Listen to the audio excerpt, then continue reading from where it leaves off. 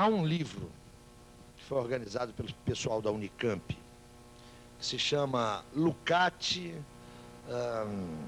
um Galileu do século XX, onde há vários textos de alguns estudiosos de Lukács, nem todos lucasianos, mas tem um texto do Sérgio Lessa, um texto do Carlos Nelson, um texto do Wolfgang Leomar, um pequeno texto meu, e mais, é uma coletânea. Isso é resultado de um seminário que foi realizado na Unicamp em 1993, organizado pelo Ricardo Antunes e por uma professora cujo nome falta. Não, era uma professora, Cristina, Valquíria Rego. Eles organizaram um seminário para comemorar a passagem dos 70 anos de publicação de um texto do Lukács, que é um texto muito conhecido, muito famoso, História e Consciência de Classe. Nesse seminário, armou-se uma belíssima polêmica que envolveu todo mundo, acerca de uma posição que o Carlos Nelson levantou e que está no texto dele, e que ele reiteradamente vem defendendo. A posição do Carlos Nelson é a seguinte: que a obra do Lukács é absolutamente fundamental, que a ontologia é absolutamente fundamental, mas que as concepções que estão contidas na ontologia, essa é a minha interpretação do texto do Carlos Nelson, né? E creio que é uma interpretação correta, mas de qualquer jeito vocês dão uma olhada lá, está feita a referência, para ver se eu não estou introduzindo um viés qualquer. Mas a sustentação do Carlos Nelson é o seguinte: é que as concepções do Lukács na ontologia, atenção a isso, na ontologia, abrem pouco espaço para pensar a política. E que ele considera, Carlos Nelson, considera perfeitamente compatível pensar a dimensão política com fundamento na obra de Gramsci, sem que isso colida com a interpretação que ele faz do Lukács. Quando o Carlos Nelson disse isso, foi uma confusão dos diabos. Sérgio Lessa na mesa pulou, esbravejou, estava lá no público o Paulo... Como é que é o nome? O Paulo Arantes, que também pulou, disse não é nada disso. Eu meti o meu pitaco na conversa e, na verdade, creio que todos nós estamos pensando nisso de maneira mais ou menos assistemática. A posição do Carlos Nelson é conhecida. A posição do Sérgio, e está aqui uma representante da posição do Sérgio, se eu não for muito fiel, ô Cristina, você me corrija. A posição do Sérgio é a seguinte: é que é possível desdobrar a partir da ontologia, lá da ontologia, não uma teoria política, mas lineamentos que permitam pensar a política, e, segundo o Sérgio, numa perspectiva mais clara, mais expressa, mais especificamente revolucionária. Não são duas posições que não estão fechadas. Me parece que o Sérgio vem estudando isso e não tem uma posição conclusiva. Carlos Nelson também levanta isso de um ponto de vista mais alusivo, mais sugestivo do que qualquer outra coisa. Olha, eu tenho muita dificuldade de avançar nesse debate. E digo por quê. A dimensão da ontologia, com os problemas que ela tem, porque tem, da ontologia no sentido da obra lucasiana, é uma dimensão de extrema magnitude. É uma obra que tem sido muito pouco estudada. É curioso que essa obra, que é uma obra monumental, não tenha, e há razões para isso, né, razões ligadas à cultura do nosso tempo, ao quadro sociopolítico hoje imperante, é uma obra que não teve a repercussão que merece.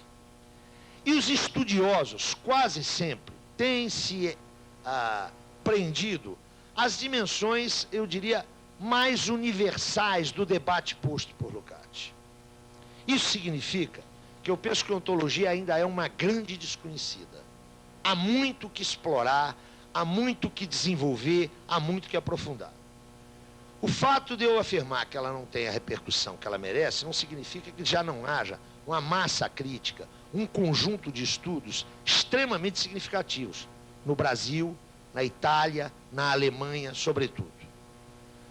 A mim me parece que é perfeitamente possível perfeitamente possível, você extrair, desenvolver da arquitetura do Lukács, da ontologia, elementos fundamentais para pensar política. Isso me parece, sob esse ponto de vista, eu acho que a posição do Sérgio é uma posição bastante sólida, bastante fundada. Agora, isso é só o princípio, porque isso ainda não foi feito. Correto? Esse é o primeiro ponto da tua questão. O segundo é a tua, eu acho que ela é legítima, afirmação, ou sugestão, ou alusão de que, por um lado, você vai para um caminho reformista, por outro lado, você vai para uma outra via. Eu tomaria um certo cuidado com isso, pelo seguinte.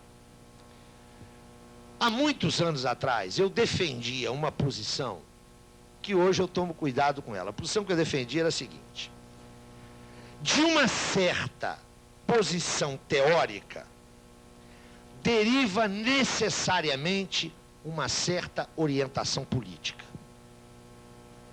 Me parece que é um pouco a sua posição, ou pelo menos um pouco a sua hipótese. Eu hoje já não sustento mais isso. Vamos ver se a gente se esclarece. Eu estou convencido que posições teóricas sempre têm implicações políticas. Isso para mim é indiscutível. Ah? Mas não é para mim indiscutível que uma posição teórica leve a uma orientação política. Está claro? Então eu vou repetir. Uma primeira postura é a seguinte. Uma concepção teórica tem implicação política e dela deriva necessariamente uma orientação política. Eu já defendi isso durante muito tempo. A outra é a seguinte. Toda posição teórica tem implicações políticas, mas dela não deriva necessariamente uma orientação política. Eu não vou esclarecer a primeira, porque a sua, parece que a sua, já foi a minha. Eu vou esclarecer essa minha postura de hoje. É casual, quando você olha para pensar só no campo da tradição marxista, mas isso vale também para a tradição liberal, hein? Atenção. É casual que ao longo de um século de debate marxista, toda uma série de coincidências teóricas não se tenha refletido em coincidências políticas.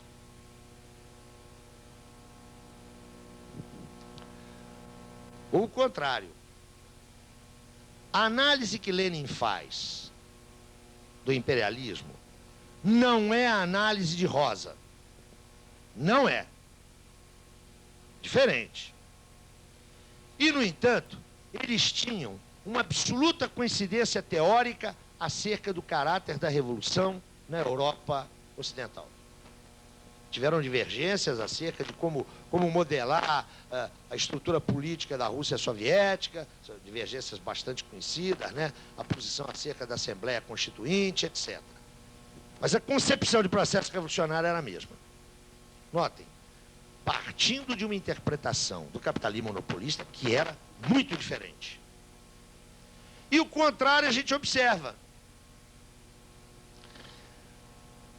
Vejam a crise de 68 na Europa e nomeadamente na França. A análise da economia europeia na segunda metade dos anos 60 era a mesma no interior do Partido Comunista Francês e no interior do Partido Comunista Italiano. E as posições, as respectivas posições políticas foram bastante diferenciadas. O que eu quero dizer com isso é que, se no domínio da teoria o debate se dá em cima da pertinência das categorias envolvidas, da coerência da argumentação invocada e das implicações para a articulação teórica como um todo, sistemática, no campo da ação política, o sistema de mediações que perpassa a intervenção política a escolha de objetivos estratégicos, a opção por determinados meios de intervenção, esse sistema de mediações é muito mais complicado, muito mais cheio de determinações, de conjuntura, que a mim me impedem de dizer que uma posição teórica implica em uma posição política. Vocês acham isso muito complicado?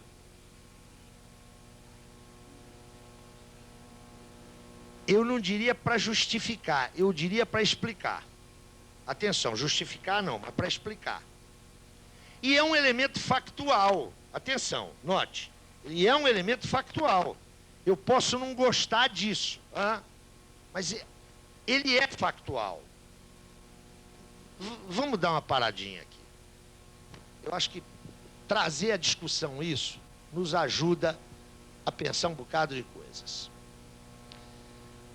Não sei se vários de vocês estavam naquele encontro que foi feito naquele auditório enorme aí anteontem, onde eu fiz uma ligeira intervenção e a gente conversou.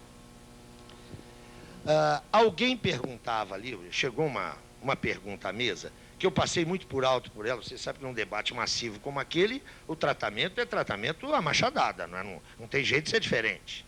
Alguém perguntava sobre o papel dos intelectuais hoje.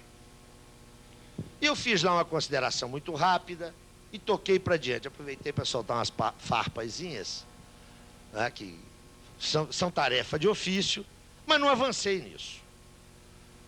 Dei uma olhada na configuração hoje política dos intelectuais. A gente pode começar pelo Brasil, mas isso não se restringe só ao Brasil, não, por favor, atenção, não se restringe só ao Brasil. Vocês observaram um deslocamento na segunda metade dos anos 80, da segunda metade dos anos 80 para diante, e fortíssimo nos anos 90, de certas preocupações interventivas das ciências sociais. Ninguém mais fala em socialismo, ninguém mais fala em revolução, ninguém mais fala em exploração, ninguém mais fala em classe social. Hoje a discussão é democracia, cidadania, ampliação participativa, negociação. É evidente que há aí, de um ponto de vista objetivo, uma enorme capitulação dos intelectuais. Há uma rendição dos intelectuais. Se a gente fosse trabalhar com exemplos paradigmáticos, nós íamos sair daqui hoje absolutamente desolados e desconsolados, não é? É célebre, eu não sei se é verdade, ele nega, mas é célebre a afirmação atribuída a Fernando Henrique, saindo da Fiesp, dizendo o seguinte: esqueçam o que eu escrevi. Eu não sei se isso é verdade, mas se não é vero, é bene trovato. Por quê? Porque isso se aplica para 99% dos intelectuais que vocês conhecem. É só pegar o que os caras escreveram, disseram e pronunciaram há 15 anos atrás ou há 10 anos e olhar o que eles estão fazendo hoje. Estou cansado de conhecer hoje intelectual pós-moderno que há 10 anos atrás argumentava longamente para o caráter mistificador da pós-modernidade. Eu posso atribuir isso a quê? Há aí um juízo moral a ser feito. A mim me parece que em casos, por exemplo, casos de pessoas que eu conheço, eu não tenho dúvida nenhuma em dizer, esse pessoal se corrompeu, se degradou. Mas esse juízo moral não resolve. Sabe por que não resolve? Porque não foi um caso, não foram 2 casos, não foram 3. Esse é um movimento muito mais amplo. Eu posso, portanto, conservar o meu juízo moral, mas ele não é explicativo. Eu preferiria pensar, em termos de uma análise mais ampla, que essa capitulação, que merece esse juízo moral, ele expressa um processo histórico mais de fundo, que não se esgota na biografia, nem na psicologia dos personagens. Esse giro dos intelectuais responde a um movimento histórico que esse sim deve ser analisado. Por que eu estou trazendo isso à colação? Porque é evidente que não me traz conforto nenhum como modestíssimo pensador, né, que procura ajudar aí o desenvolvimento da tradição marxista.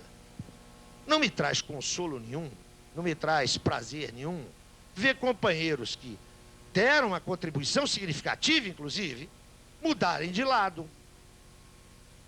Entretanto, eu só posso entender isso se eu saltar do juízo moral, da explicação psicológica individualizada, para um quadro maior. Eu acho que esses companheiros estão sinalizando um processo de fundo que eu tenho que entender.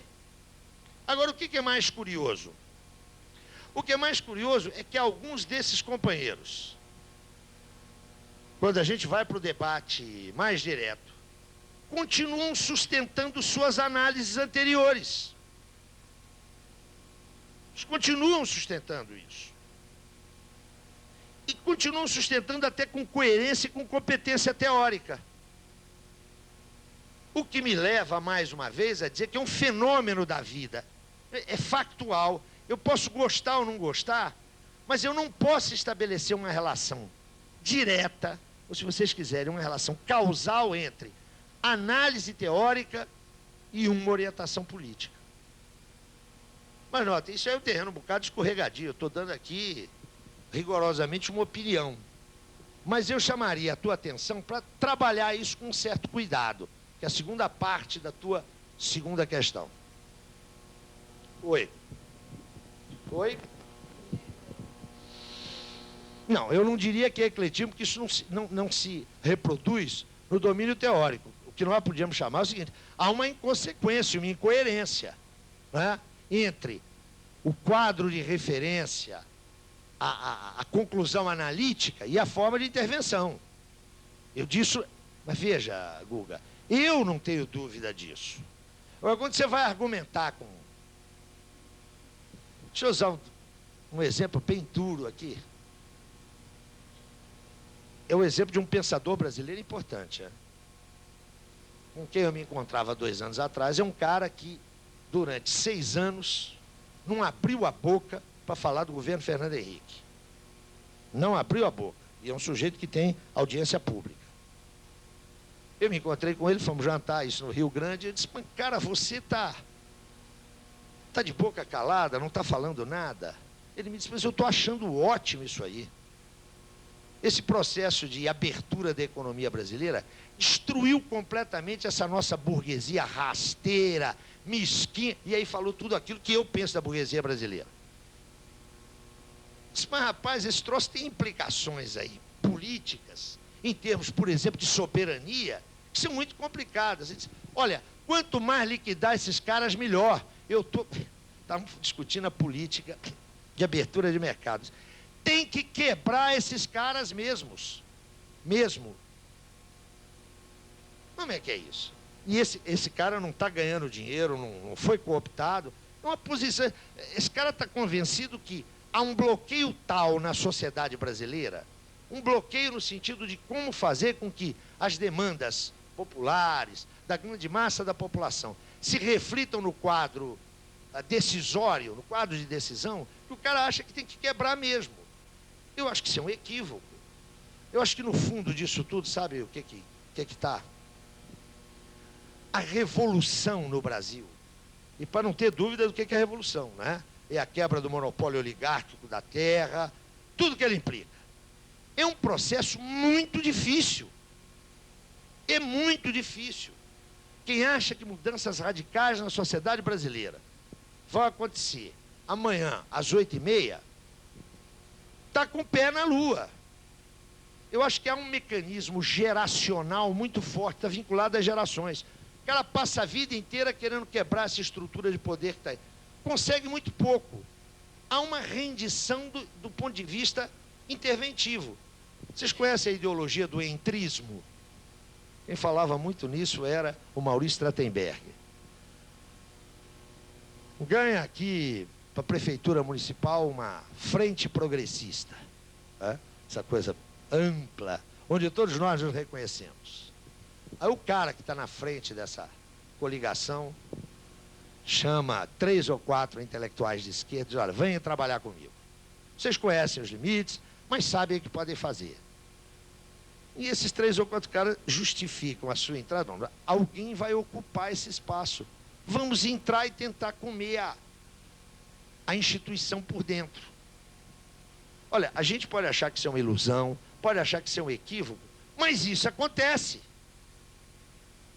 Eu não estou justificando, por favor. Não se trata de uma postura justificativa. Mas eu tenho que entender quais são os mecanismos que levam a isso. Não pode ser só o mecanismo do mau-caratismo. Ainda que o mau-caratismo exista. Marx é, no século XIX, fora das fileiras do movimento revolucionário, muito pouco conhecido. Ao contrário de uma certa mitologia marxista, Marx é muito pouco conhecido. Do ponto de vista de influência sobre o movimento operário, influência real, as ideias de Marx só começam a incidir no período da Segunda Internacional. Vocês se lembram que Marx, juntamente com Engels e outros protagonistas do movimento operário, criam, em 1864, a Associação Internacional dos Trabalhadores. Esse é seu nome oficial. A AIT, Associação Internacional dos Trabalhadores, que vai ser dissolvida pelo próprio Marx na década de 70, logo depois da derrota da Comuna Parisiense. Em 1889, na comemoração do primeiro centenário da Revolução Francesa, dirigentes socialistas e operários criam a Internacional Socialista. Esse é seu nome oficial, Internacional Socialista, que existe até hoje, não é? De uma maneira... Imaginem que fazem parte da Internacional Socialista hoje Felipe Gonçalves, Mário Soares, Leonel Brizola, o PT, todo mundo está hoje na Internacional Socialista. Mas a Internacional Socialista, criada em 89, vai ser conhecida posteriormente como Segunda Internacional. Ela viverá uma crise grave a partir de 1914, e em 1919, em Moscou, os bolcheviques criam a Internacional Comunista, que vai ser conhecida como Terceira Internacional, da qual, num processo de fratura, na polêmica entre Stalin e Trotsky, dessa polêmica vai surgir, criada por Trotsky em 1938, já no exílio, a Quarta Internacional, que continua a existir, tem existência, meus amigos trotskistas, que aliás são muitos, que me desculpem, mas ela tem uma existência residual, embora tenha um forte impacto intelectual. Pensem que figuras como Mandel, o maior economista marxista da segunda metade do século XX, sempre esteve ligado à Quarta Internacional. Um brasileiro muito conhecido, que vive na França, que é Michel Lévy, também tem ligações com a Quarta Internacional. As ideias de Marx começam a chegar no movimento operário pela mediação da Segunda Internacional. É a Segunda Internacional que leva Marx, de fato, para o conhecimento das massas operárias. Para vocês terem uma ideia do isolamento de Marx antes da Segunda Internacional, basta relatar o seguinte fato. Marx morre em Londres em 1883. Os jornais ingleses só noticiam a morte de Marx 3 dias depois, e da seguinte maneira: chega um telegrama de Paris dizendo o seguinte: nesta capital, ou seja, Paris, repercutiu muito a morte, há dias atrás, do pensador e revolucionário alemão Karl Marx, residente em Londres. Dá para ter uma ideia do isolamento de Marx? Mesmo no século XX, até a Segunda Guerra Mundial, a tradição de Marx não entrava nas universidades. O pensamento marxista não se constituiu academicamente. Quando é que Marx começa a ser tratado como um grande pensador? é no âmbito da Segunda Internacional. Caramba, isso não escreve mais.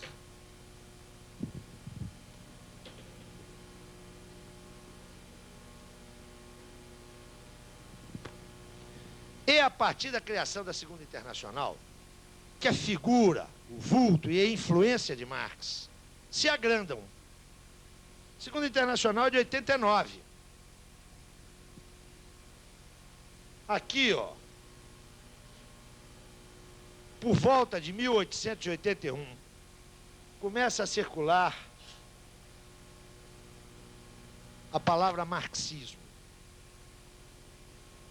Já lhes relatei aqui que o surgimento da palavra e o que ela significava irritaram profundamente a Marx.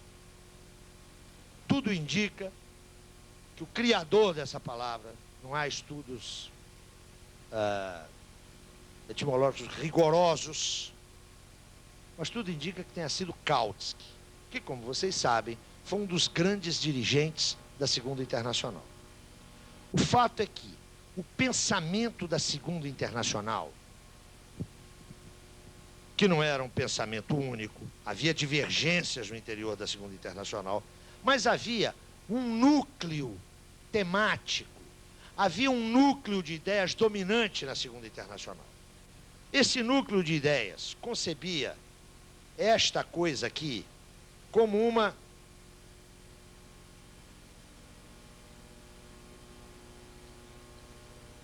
concepção de mundo. Aquilo que os alemães chamam de Weltanschauung. Marx teria criado uma concepção de mundo. E uma concepção de mundo constituída de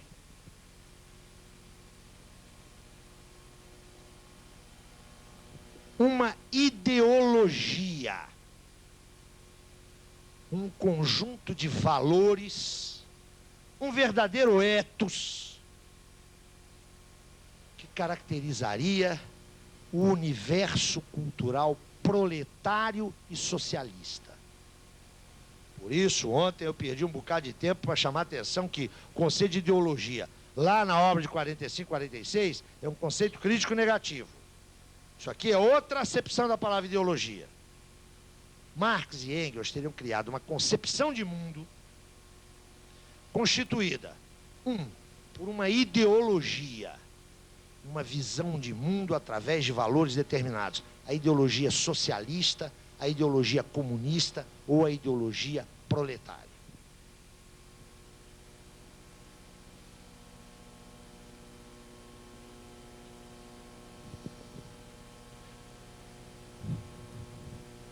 Conjunto de valores, de fins, de objetivos, que demandaria uma prática política para a sua realização. Essa prática política estaria vinculada a quê? A uma determinada ideia de revolução, a uma determinada ideia do poder político no processo pós-revolucionário.